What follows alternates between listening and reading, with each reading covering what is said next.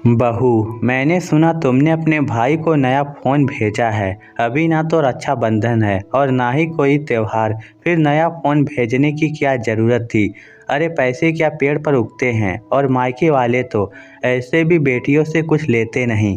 पर तुम हो कि पैसों को पानी की तरह उन पर बहाए जाती हो। यही अगर मैं अपनी बेटी के लिए कुछ खर्चा करने को कहूँ तो तुम्हें नानी याद आ जाती है। कावेरी जी अपनी बहू निशी से कहती हैं। निशी बोली, मम्मी जी आपको कैसे पता चला कि मैं आकाश को फ़ोन भेज रही हूँ, और पता चल भी गया तो इसमें क्या दिक्कत है। क्या रक्षाबंधन या कोई त्यौहार आएगा तभी मैं उसे उपहार भेज सकती हूँ।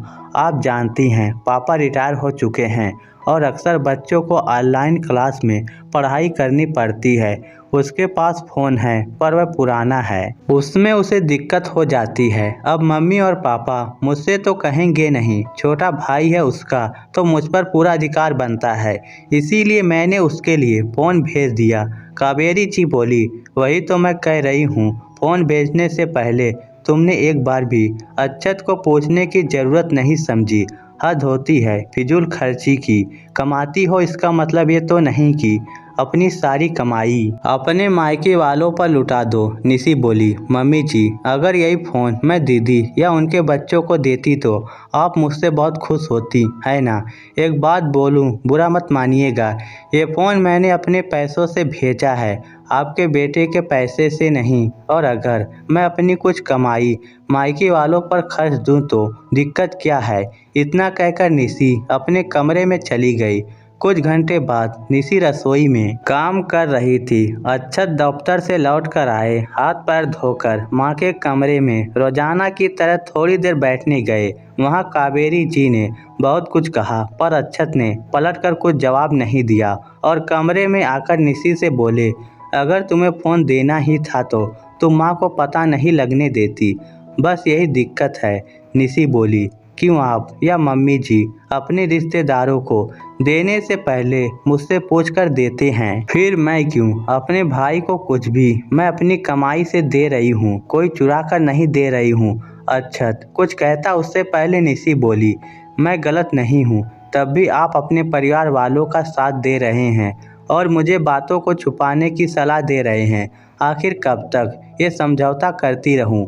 मैं अपने बहू होने का हर फर्ज निभा रही हूँ, फिर भी सही होने पर भी मुझे ही गलत ठहराया जाता है। आखिर ये कब तक चलेगा। अक्षत बोला, तुम समझती क्यों नहीं हो, परिवार में थोड़ा बहुत एडजस्ट करना पड़ता है।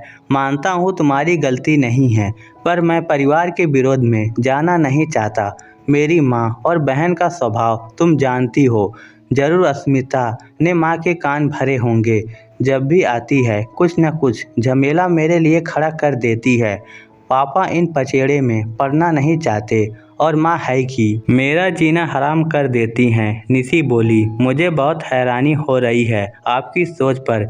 मैंने क्या, मेरे माँ बाप ने भी नहीं सोचा होगा कि वह ऐसे लड़के के साथ मुझे बांध रहे हैं जो अपनी सही पत्नी के साथ भी खड़ा नहीं हो पाएगा। सोचिएगा, कल को हमारे बच्चे होंगे तो उन पर इसका क्या प्रभाव पड़ेगा।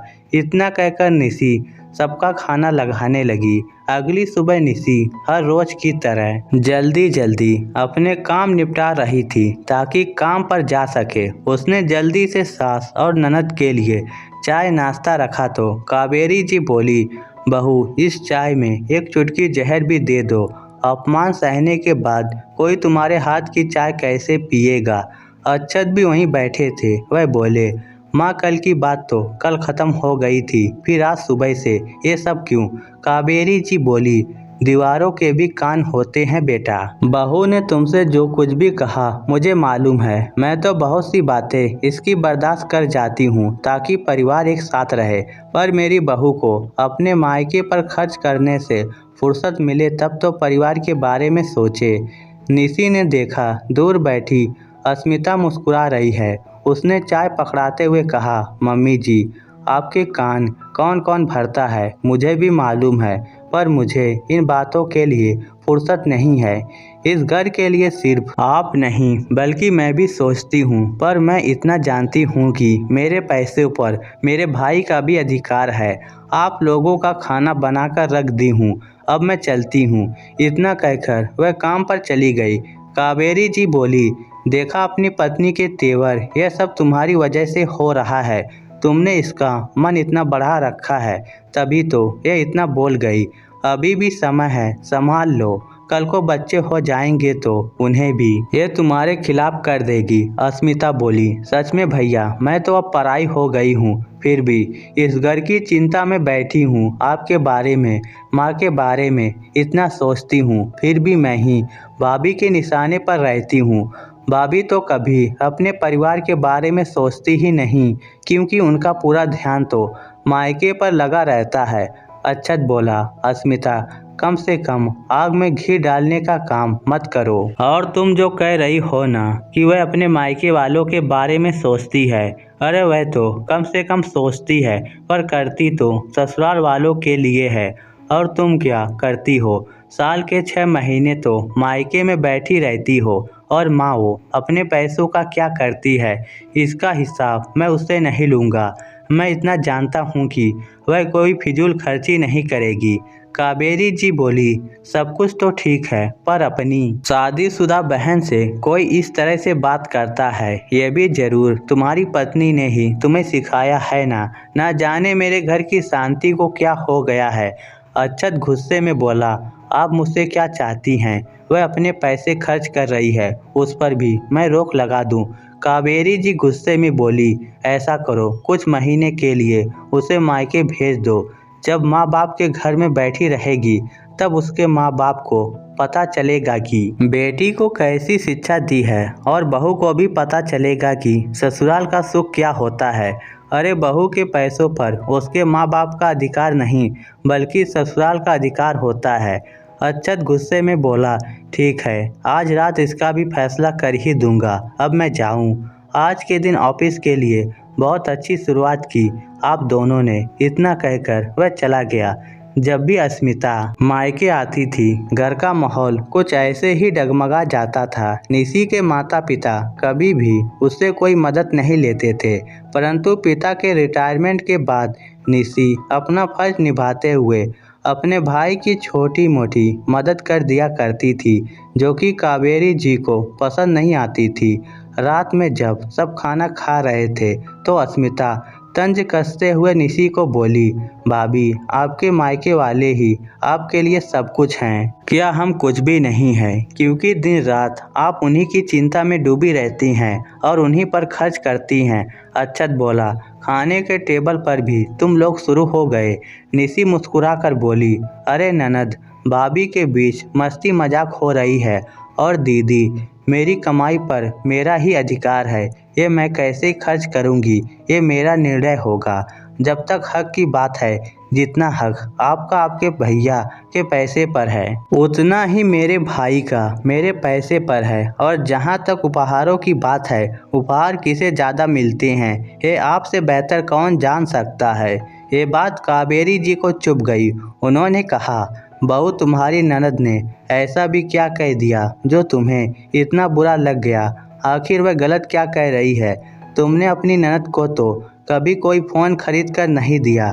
पहले लड़कियों के मायके से उपहार आते थे, पर यहाँ तो उल्टी गंगा बह रही है। अक्षत बोले, कम से कम खाने की टेबल पर तो शांति बनाए रखो। और माँ, आपको क्या कमी है? आपका बेटा भी तो कमाता है, इसकी कमाई ये कैसे खर्च कर रही है, करने दीजिए। और वैसे भी ये अपने छोटे भाई के प्रति बस अपना फर्ज निभा रही है, तो क्या गलत कर रही है? अस्मिता तुरंत बोली, भैया, आपके कहने का क्या मतलब है? भाभी को अपनी सारी कमाई मायके वालों पर खर्च करनी चाहिए। अक्षत बोले, अगर तुम्हें ऐसा लगता है तो तुम भी कमाओ और अपने पैसे मायके पर खर्च करो। अस्मिता चुप हो गई। अगले दिन रविवार था। अक्षत निशी से बोला, निशी, मैं सोच रहा हूँ तुम कई दिनों की छुट्टी लेकर मायके चली जाओ। निशी बोली, मैं समझी नहीं, आप मुझसे एकाएक मायके भेजने की बात क्यों कर रहे हैं? आपकी खुशी के लिए हर बार मैं समझौता करती गई कि कभी न कभी तो आप मुझे भी समझेंगे। ठीक है, अगर आप चाहते हैं कि मैं चली जाऊं तो मैं भी अब जाना चाहती हूं, और आपको मुझे छोड़ने भी जाने की ज़रूरत नहीं है। मेरे माँ बाप ने मुझे इतना संबल तो बनाया है कि मैं अकेले मायके चली जाऊंगी। इतना कहकर निशी अपने कमरे में चली गई। निशी फटाफट अपनी पैकिंग में लग गई। अक्षत बोला, नाश्ता तो कर लो। निशी बोली, सबके लिए बना दी हूँ और आज मेरा व्रत है। अब ये व्रत अपने मायके जाकर ही टूटेगा। तभी कावेरी जी आई और बोली, बहू अभी क्यों जा रही हो? शाम में चली जाना, अभी तो पूरा घर बिखरा पड़ा है। निशी मुस्कुराकर बोली, मम्मी जी 1 हफ्ते की मेरी छुट्टी है। अब ये घर और रसोई आप सब मिलकर संभाल लीजिए। इतना कहकर वह तैयार होने चली गई। वहीं खड़ी अस्मिता बोली, माँ अब तो आप दोपहर के खाने की तैयारी कर लो, मैं थोड़ी देर आराम करके आती हूँ। ये कह रहे थे दोपहर तक लेने आएंगे, तो मैं तो दोपहर में निकल जाऊंगी। बस मेरी जो खरीदारी नहीं हुई है वह सारा सामान आप खरीद कर रखिएगा, अगली बार आकर मैं ले जाऊंगी। इतना कहकर अस्मिता वहाँ से खिसक गई। अक्षत बोला, देख लिया माँ, अपनी लाडली बेटी को मिनट नहीं लगा कि अपने लिए सोचने लगी। निशी नौकरी करने के बाद भी घर संभालती है, पर आप और आपकी बेटी नौकरों के साथ भी इस घर को नहीं संभाल पाती हैं। ऊपर से आपको बहुत से शिकायत रहती है। मुझे तो समझ में नहीं आता कि आपने मेरी शादी करवाई ही क्यों। तभी अक्षत के पिता रंजीत जी आए और बोले, कावेरी मैं सोचता था घर परिवार तुम अच्छे से संभाल रही हो, पर नहीं, घर की लक्ष्मी को तुमने नाराज कर दिया। और जिसने कभी तुम्हारे लिए नहीं सोचा तुम उसके लिए सोचती रही। सोचो तुम्हारी बेटी को तुम्हारी तकलीफ नहीं दिख रही है और तुम हो कि बहू पर लांछन लगा रही हो। आखिर उसने किया ही क्या? उसकी कमाई पर उसके माता पिता का अधिकार तुमसे पहले है। कावेरी जी बोली, ऐसे कैसे हो सकता है? रंजीत जी बोले, क्यों बहू को पढ़ा लिखा कर क्या तुमने लायक बनाया? उसके माँ बाप ने बनाया है। अगर ऐसा है तो कहो अपने बेटे से अपनी कमाई अपने ससुराल भेज दे। बहू के पैसे अपने पास रखना चाहती हो और बेटे की कमाई ससुराल नहीं देना चाहती हो। तुम तो बहुत स्वार्थी निकली। अक्षत पिता से बोला, पापा सोचिए, इन सभी के चक्करों में मेरा पारिवारिक जीवन नर्क हो रहा है। रंजीत जी बोले, इन सब में कहीं ना कहीं तुम भी जिम्मेदार हो। जब सही और गलत का फैसला लेने में मर्द कमज़ोर होता है तो औरतों के पास सत्ता चली जाती है। अपनी पत्नी के लिए तुम नहीं बोलोगे तो कोई और क्या बोलेगा? अब यहाँ खड़े खड़े मेरा मुंह क्या ताक रहे हो? जाओ और बहू को समझाओ और तुम कावेरी बेटी का सम्मान बांधो और उसे विदा करो और कहना त्योहारों पर आया करे। इतना कहकर वह चले गए। अक्षत जाकर निशी को मनाने लगा। निशी बोली, सब कुछ होने के बाद आप इसी तरह बात करते हैं। पापा जी ने अगर आपसे नहीं कहा होता तो आप मुझे मनाने भी नहीं आते, बल्कि मुझे मायके जाने देते। आखिर मेरे पैसों पर मेरे माँ बाप का अधिकार क्यों नहीं है? अगर मैं कुछ पैसे मायके के लिए खर्च कर देती हूँ तो क्या गलत करती हूँ? अक्षत ने हाथ पैर जोड़कर निशी को मना लिया। दोपहर में अस्मिता जाने लगी तो कावेरी जी बोली, तुमने मेरे साथ अच्छा नहीं किया। आज मेरा सर सबके सामने झुक गया सिर्फ तुम्हारे व्यवहार के कारण। उम्मीद रखती हूँ कि तुम अपना ये व्यवहार ये अपने ससुराल में नहीं रखोगी, वरना ना तो मायके की रहोगी ना ससुराल की। अब अगली बार त्योहार पर ही आना। इतना कहकर उन्होंने अस्मिता को विदा किया। कावेरी जी को भी अपनी गलती का एहसास हो चुका था।